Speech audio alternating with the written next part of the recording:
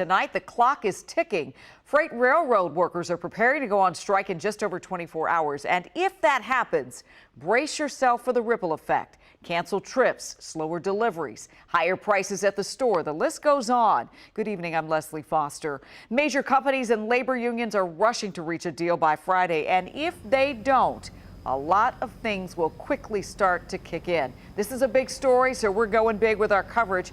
With context on why this matters, John Henry will explain what this strike could mean for your wallet, but we'll start with Casey Nolan. He is live outside the Labor Department where these negotiations are happening right in our backyard. Casey?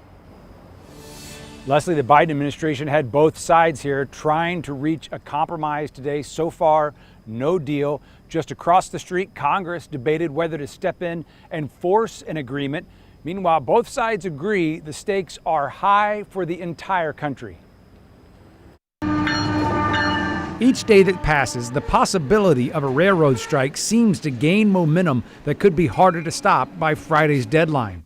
As much as 40% of all U.S. freight shipments could be halted by midnight Friday if the nation's railroads can't make a deal with the unions representing nearly 60,000 workers. There's just no question that it would be extremely devastating, and its impacts would compound very rapidly over a couple of days. Negotiations continued Wednesday with at least 3 cabinet secretaries and President Biden working to end the stalemate. We have made crystal clear to the interested parties the harm that American families, businesses, and farmers and communities would experience if they were not to reach a resolution. A board appointed by the president recommended a 24% raise over 5 years with back pay to 2020.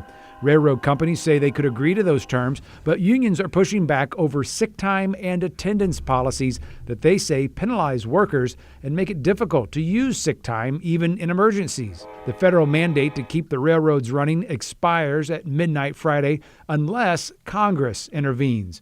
Wednesday, Vermont Senator Bernie Sanders blocked a Republican proposal to force unions to take the deal on the table. It is time for Congress to stand on the side of workers for a change. Tell me this, how are you looking out for the middle class when you're risking losing $2 billion a day in economic activity? I was able to speak with a railroad worker tonight who told me they're not really worried about the money. He said they're not robots. They want sick time they can use even if the days are unpaid. Now, in the past, railroad companies have accused the workers of abusing sick time, and recently they've implemented a point system for their time off, and workers do not like it. Leslie, they seem to be willing to strike if they can't change their working conditions, but the worker told me they don't want to. They know the stakes as well. Let's hope they can come to an agreement, and soon. And sick time seems to be something that everybody should be able to get and to use when they need it. All right, Casey, thank you.